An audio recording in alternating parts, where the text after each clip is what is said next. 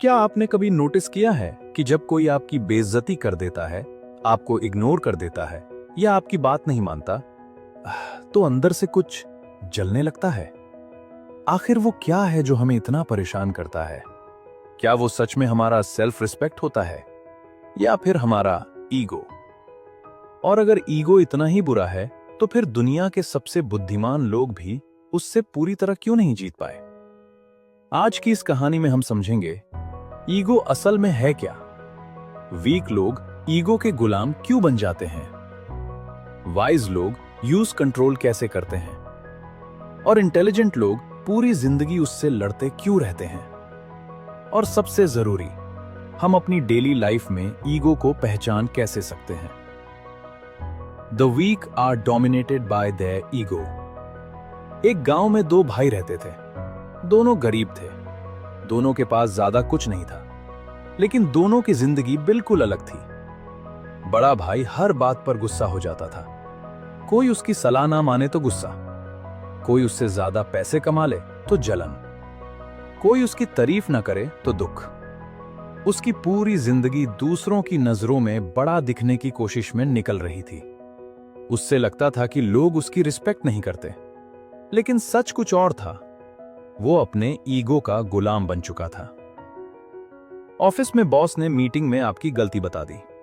गलती सच में आपकी थी, लेकिन घर आते ही पूरा दिन खराब हो गया। क्यों? गलती की वजह से नहीं, ईगो को चोट लगी थी। ईगो कहता है, मैं गलत कैसे हो सकता हूं? और यही वीक लोगों की पहचान है। वो सच से ज्यादा अपनी इमेज बचाते हैं। ईगो की सबसे बड़ी चाल, ईगो कभी नहीं कहता मैं ईगो हूं। वो हमेशा कहता है मैं सेल्फ रिस्पेक्ट हूं। इसीलिए लोग कंफ्यूज हो जाते हैं। हर बार गुस्सा सेल्फ रिस्पेक्ट नहीं होता, हर बार जवाब देना हिम्मत नहीं होती, हर बार जीतना जरूरी नहीं होता। कई बार बस ईगो बोल रहा होता है। शादी में किसी रिश्तेदार ने कहा, शर्मा जी का बेटा तो बहुत आगे निकल गया। बस उस दिन से आदमी चैन से सोना बंद कर देता है। अब उसका गोल खुश रहना नहीं, अब उसका गोल शर्मा जी के बेटे को हराना है। ये एम्बिशन नहीं, ये ईगो है। और करोड़ लोग इसी रेस में अपनी पूरी जिंदगी लगा देते हैं। The wise dominate there ego. एक दिन छोटा भाई भी बाजार गया। एक आदमी ने सबके सामने उसकी बेइज्जती कर दी। लोग सोच रहे थे कि अब झगड़ा होगा, लेकिन वो मुस्कुरा कर चल दिया। किसी ने पूछा, तुमने जवाब क्यों नहीं दिया?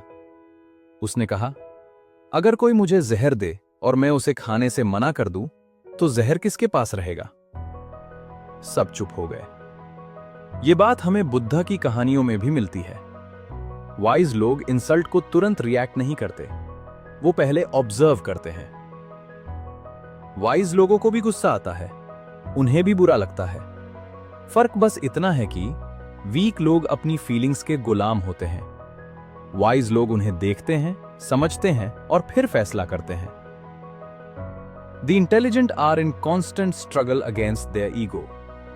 और अब सबसे गहरी बात, इंटेलिजेंट लोग ईगो से जीत नहीं जाते, वो उससे रोज लड़ते हैं।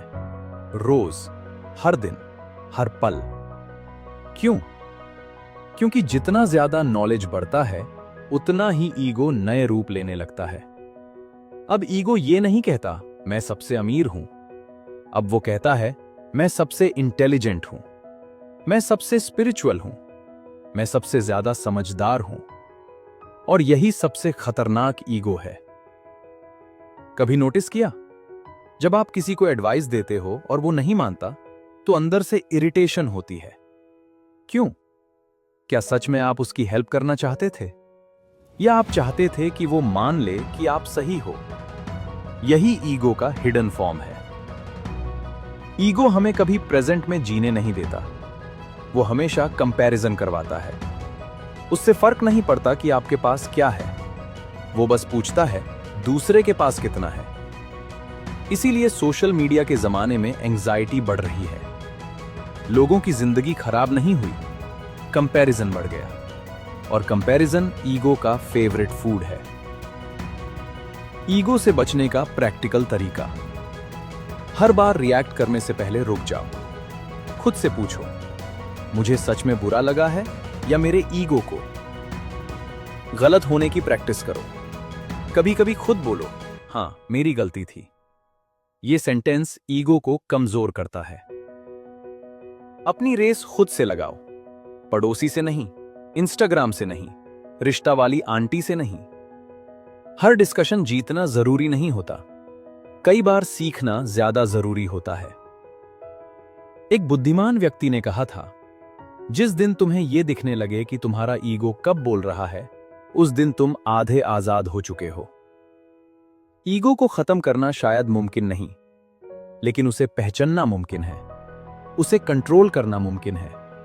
और शायद असली मैच्योरिटी वही है जब इंसान दुनिया को नहीं, खुद को जीतना शुरू कर देता है।